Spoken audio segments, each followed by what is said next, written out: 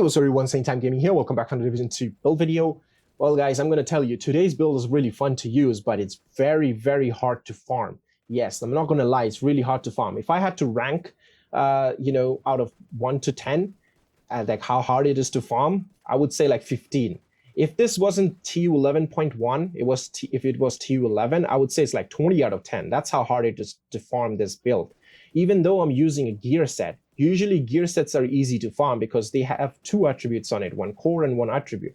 So you can just get one, whichever you want looking for, and you can change the other. So it's easy, but it's not. It's not easy because the gear set I'm using right now, it comes with skills here, and we needed to change to armor to working properly in this build. And I'm going to show you what I'm talking about. I'm talking about a tank build. You can already see it in the clips I'm showing you.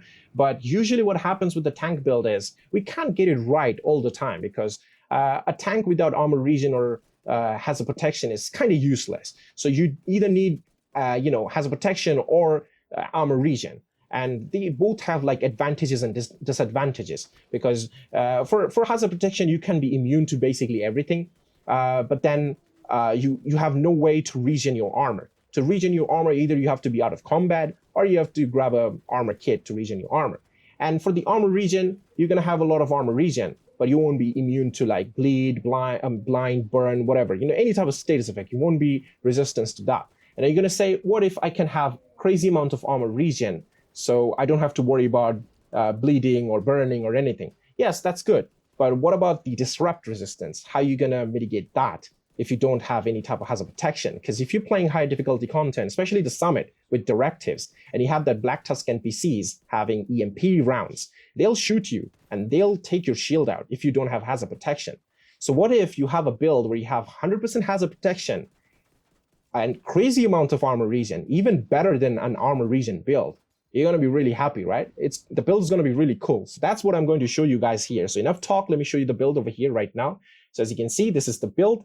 I have 3 gear sets, 2 brand sets and all that. So it's all mixed and match. So I'm using Eclipse Protocol. You can take a look. Yes, I'm using Eclipse Protocol. And what's cool about it, I have blue attributes on both of them. Yes, finally in TU11.1, I was able to farm Eclipse Protocol pieces with hazard protection, guys. Yes, and it really took me, I would say, 3 to 4 hours to actually farm all these pieces. I currently have about 5 pieces of Eclipse Protocol with hazard protection. I'm really happy that I'm finally able to do that because I always had this thing on mind that if I get hazard protection on Eclipse Protocol, I can actually make a hazard protection build on it and it will be really good. So I don't have to worry about high ends and all that. So now, let me show you what I have. So first, I'm going to show you the backpack here. You can see 9.7% hazard protection. This was actually my very first loot drop on the Eclipse Protocol target loot.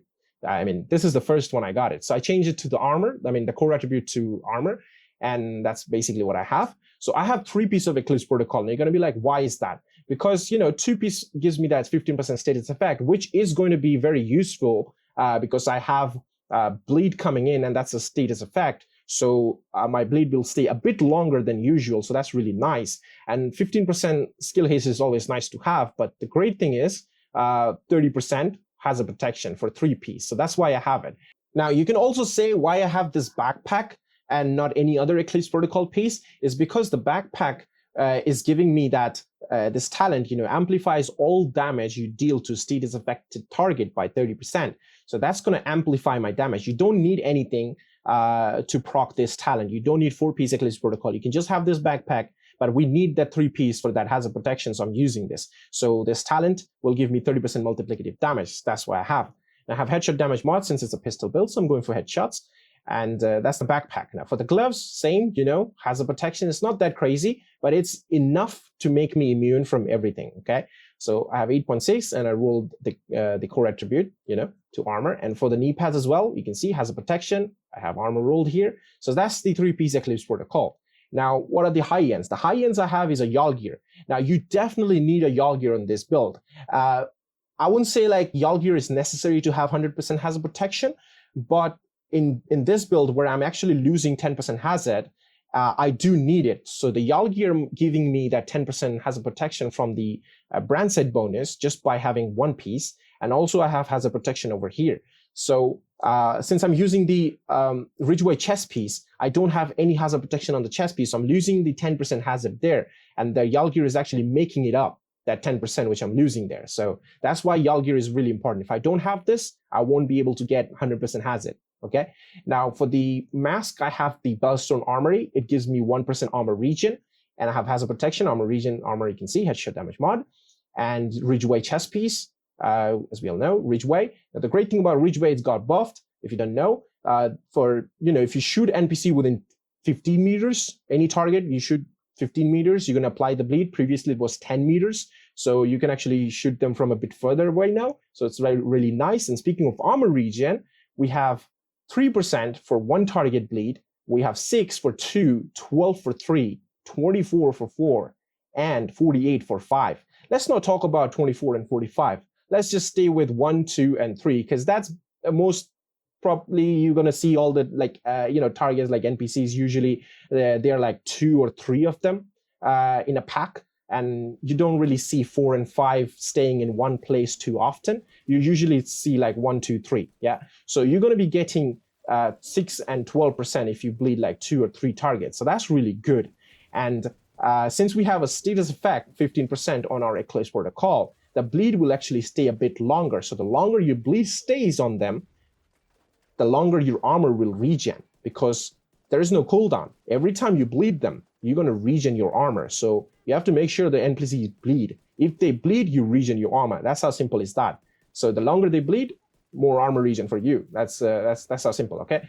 Now that's basically the build over here, as you can see. And of course, I'm using a Bulwark Shield. I have 1.6 million armor. I have 2 skills here because I'm using the Technician Specialization. Now, why I'm using the Technician Specialization? Because I need this hive, the Artificial Hive.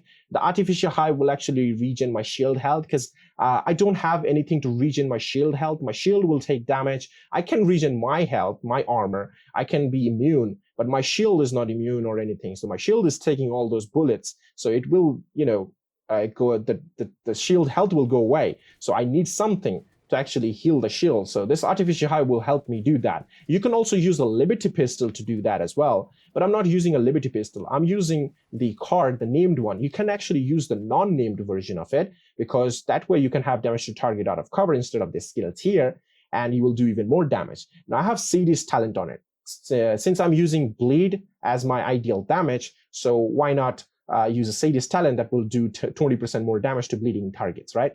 So that's why I have this. Now, like I said, you can use the Liberty just, for your shield to help your shield out. Now, I have multiplicated damage from the backpack. I have serious damage coming in from the pistol, and the bleed from the chest piece, and it's also regenerating my armor. So that's really good. And this pistol actually do really good damage. Even though I don't have damage to target out of cover, I actually hit 700,000 on the head. With the Liberty, you're going to be hitting 1.3 million. And from the Regulus, I'm actually hitting 1.5. So that's fairly decent damage for a pistol on the head. And that's the build. Now, let me show you my stats real quick. So right now, my armor regen is 25,955, almost 26,000, which is not that impressive, okay? It's not that crazy, because I only have one piece that's giving me 1% armor regen. That's the Bellstone Armory mask, and that's basically it. But if you take a look at my hazard protection, I have 97.3%. on all of these: bleed, blind, burn, disorient, disrupt. You can see ensnare, poison, and shock. So I'm immune. I have 100, it's not 100% because stats are not maxed out, but it's enough to make me immune to any single status effect. So I have this hazard protection.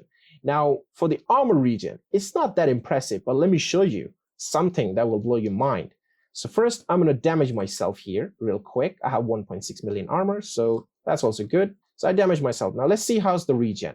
So that's like 26,000 regen, right? So that's not that great. It's slowly regenerating my armor, slow and steady. So I'm going to damage myself again. And let's just shoot this target just one time. It's bleeding. Now let's see the armor regen.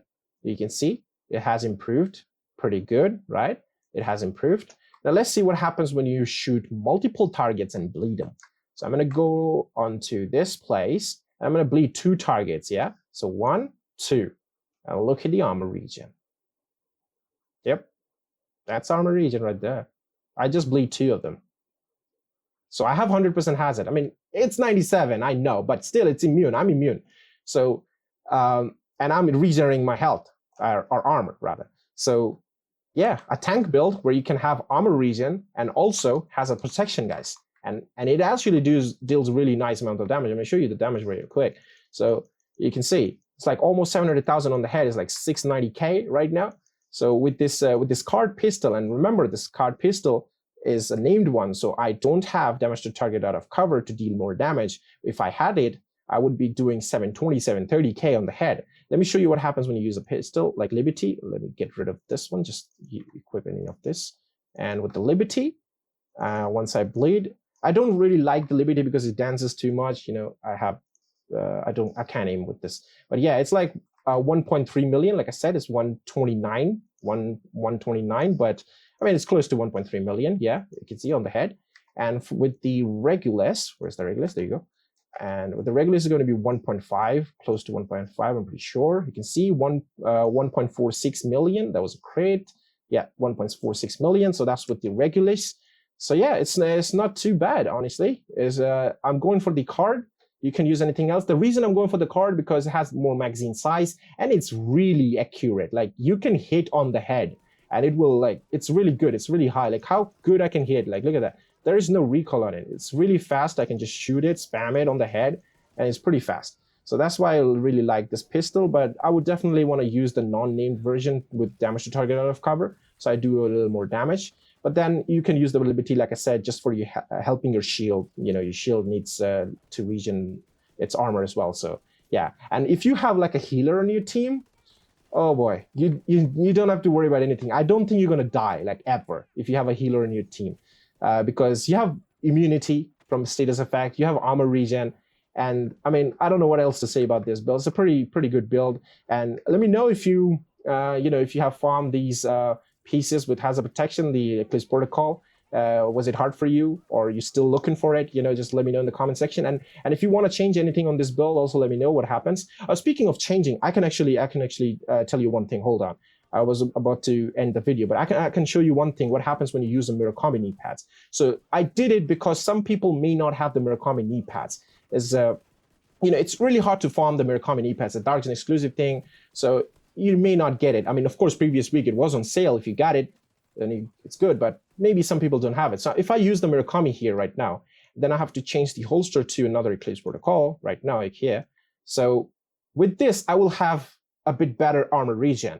Like ideally, I will have 41,500 armor regen, but my hazard will be 76. It's 80% because I'm losing like about 4% hazard protection on the attributes, but it's 80% hazard protection. Now, if my Murakami knee pads has 10% hazard here instead of armor regen, I will have 90% hazard protection. So 90%. And that way, what you can do is you can actually use 3 of these mod slots to add 3 resistance mods. Let's say Disrupt, Bleed, and Ensnare, because these are the 3 resistance that are really popular, and it's really important because, Disrupt is important because for that, EMP rounds with the Black Tusk will have, so you'll be immune to EMP. Ensnare is good for True Sun missions where people will try to form you, or even in PvP, nobody can ensnare you with the right form. And also the Bleed is good if you want to use like a backfire. You can actually use a backfire and you won't feel the bleed, and that way you have 200% crit damage, of course. And you can use a Crusader shield in this build, so you can run it like this. But to get this one perfectly, you need a Murakami knee pads with 10% hazard. And yeah, because Yalgir is taking away 20% hazard, so you're losing 20 right there. But I run it this way because it's simple, and I would say it's easier than to run it with Murakami because it's a named item, so it's hard to farm. You can get Yalgir whenever you're in the Dark Zone. You can also get it from the DZ vendors and stuff. I actually got it from a cache, some conflict cache or something. So yeah.